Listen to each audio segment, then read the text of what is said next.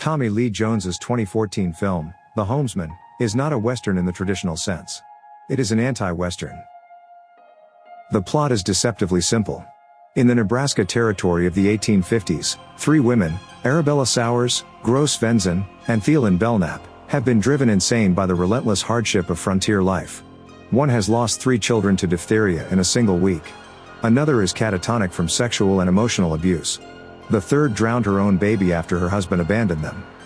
The pious and sternly capable Mary B. Cuddy, played with astonishing depth by Hilary Swank, volunteers for the homesman duty, to transport these broken souls by wagon back to Iowa, where a minister's wife might offer them sanctuary.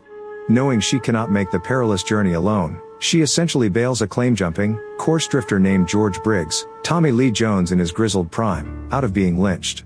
Their deal is simple: he helps her, he gets $300, and his life.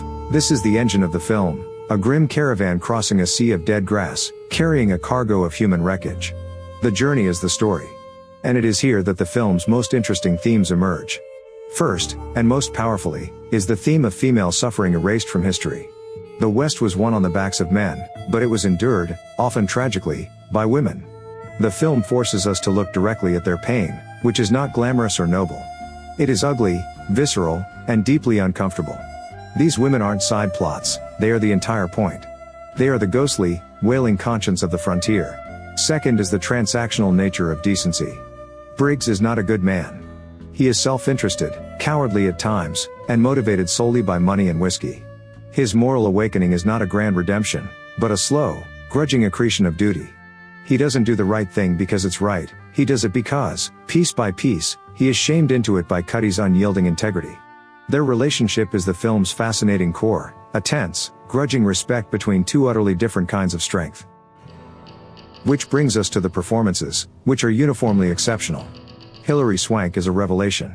She paints Mary B. Cuddy as a woman armored in faith and competence, yet achingly vulnerable. She is plain as an old tin pail and too bossy, as she describes herself, and yearns for connection in a world that has no use for an unmarried, strong-willed woman. Swank conveys oceans of loneliness with a single glance away from the camera. It's a brave, unvain, and devastating performance.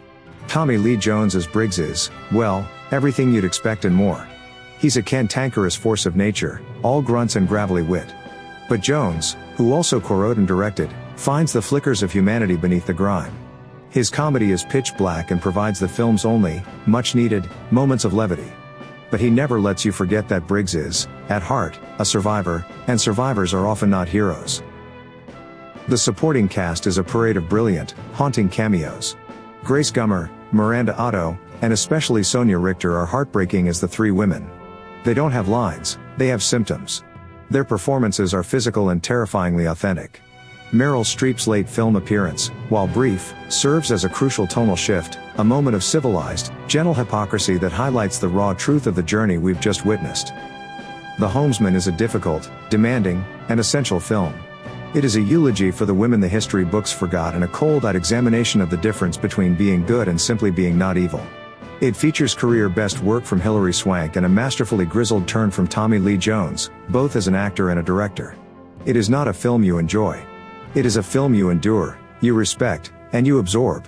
It's a grim caravan ride into the heart of darkness that existed right here, on the American plains.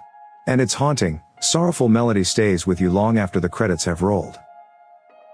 What are your thoughts on The Homesman? Did you find its bleakness powerful or punishing? Did it do a good job showing the fragility of the frontier? Let's have a conversation in the comments below. And if you appreciate films that challenge the myth, don't forget to subscribe.